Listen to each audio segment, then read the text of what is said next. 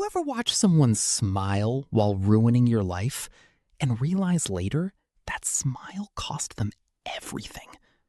5 months into my dream job, my boss sat across from me pretending to look disappointed, but I could see it.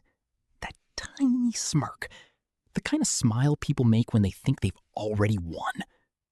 What she didn't know was that firing me would become the most expensive decision the university had ever made.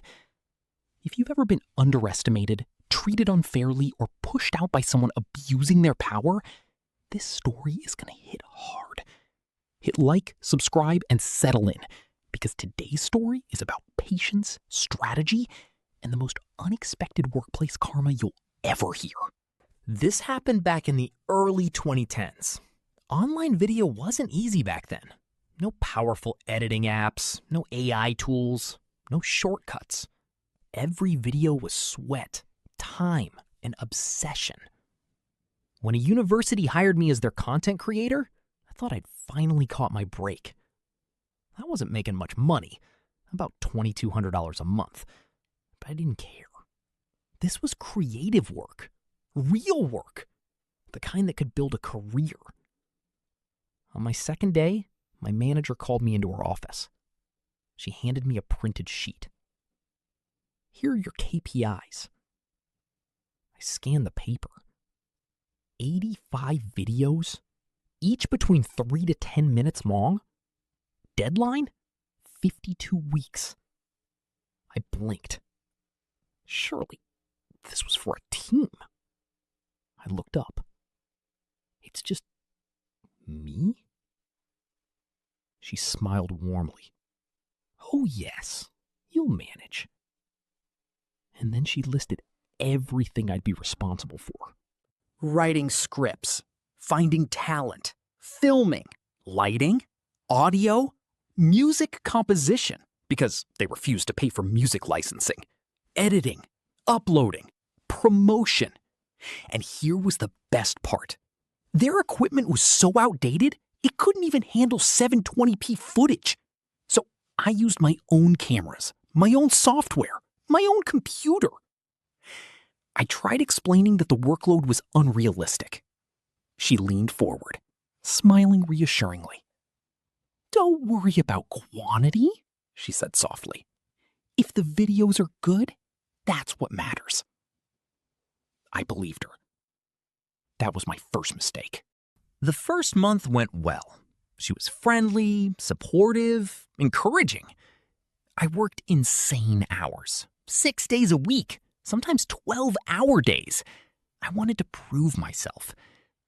Then one afternoon during lunch, everything changed. Casually, I mentioned I was stepping outside for a smoke. A colleague sitting nearby literally face-palmed.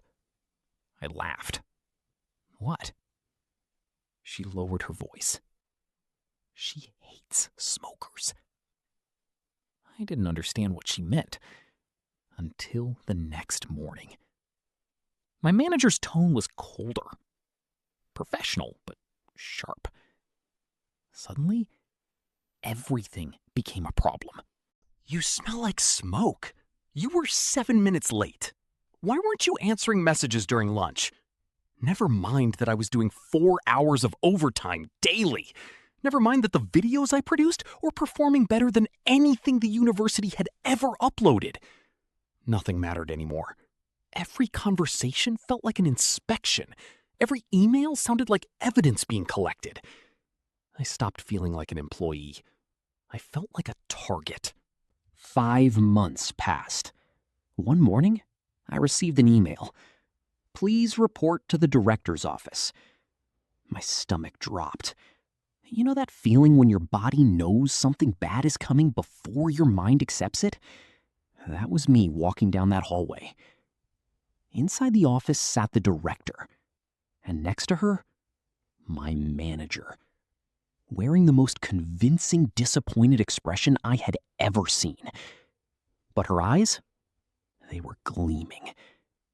The director folded her hands. We're concerned about your performance. My chest tightened. She explained that I had completed only 30 videos. The target was 85. I explained everything. The workload, the hours, the quality, the record-breaking views. I reminded them what my manager had promised. Quality over quantity. The director barely reacted. The KPI is clear, she said. At this rate, we feel it's best to cut the cord early. I felt heat rush into my face. Months of exhaustion, loyalty, effort, erased in seconds. Then my manager snorted. We'll just hire a professional production house to finish the work.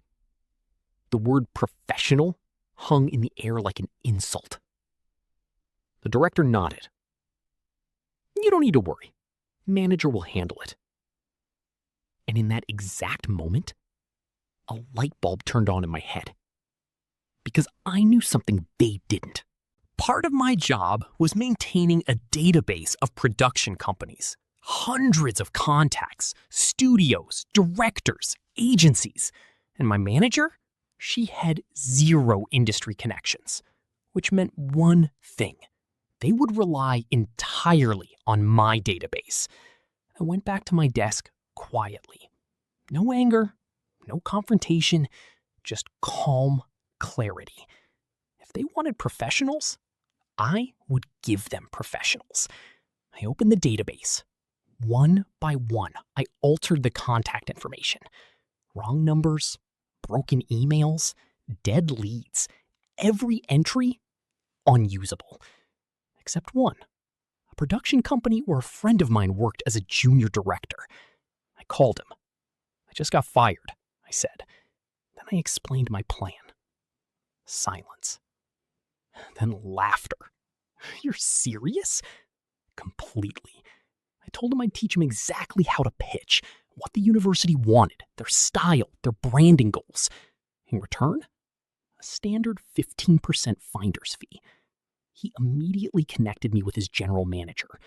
When they realized this project could mean months of guaranteed work, they agreed instantly. Contracts drawn, deal sealed. 2 days later, they were invited to pitch, and thanks to my guidance, they knew everything. The director and my former boss watched in amazement. This production house seemed to understand their vision perfectly. Their tone, their messaging, their audience. It was almost as if someone had handed them a step-by-step blueprint, which, technically, I had. They signed the contract immediately. My manager looked proud, victorious, like she had solved the problem I created. I smiled quietly at home, because here was the part she didn't understand. Hiring a production house wasn't cheap. Each video required a full crew. Producer, director, cinematographer, lighting team, sound engineers, editors, assistants. One video could cost 2 or 3 times my monthly salary. But they were fast, extremely fast. Over the next 4 months, they produced 50 videos. The university celebrated. Deadlines met, projects saved. My former boss probably felt vindicated. Meanwhile, every payment the university made triggered my 15% finder's fee. Month after month, money kept arriving.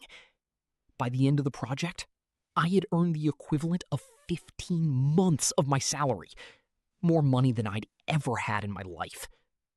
I booked a holiday to Bali. For the first time since being fired, I felt light, free. I thought the story ended there. I was wrong. One afternoon in Bali, my phone rang. It was the same colleague who warned me about the smoking issue. She sounded shocked. You won't believe what happened. Apparently, the university's chancellor had reviewed the project finances. The content initiative originally had a budget equal to about 1.5 years of my salary. But after hiring the production house, the spending had exploded. They had exceeded the budget by more than 10 times.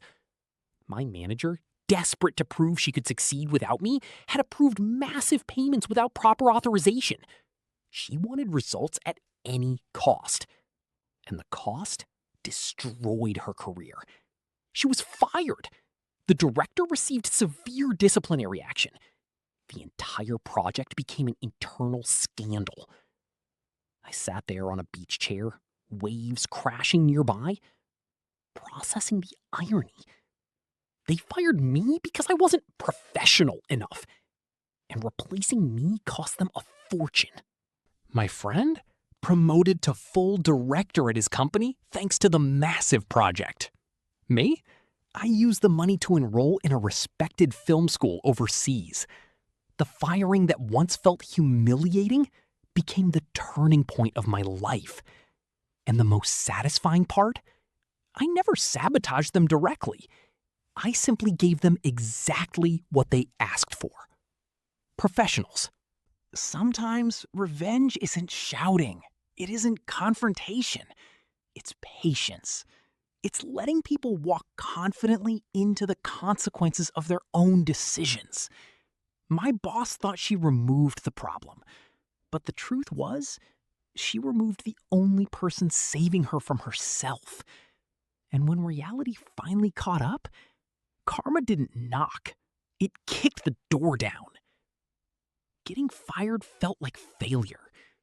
But sometimes rejection isn't punishment. It's redirection. The people who underestimate you often build the very path that leads to your success. And sometimes, the best revenge isn't revenge at all. It's winning. If this story gave you that sweet feeling of justice, hit the like button and tell me in the comments, have you ever seen workplace karma hit someone instantly? And don't forget to subscribe for more unbelievable stories of revenge, justice, and real-life plot twists. Because trust me, the next story might be even crazier.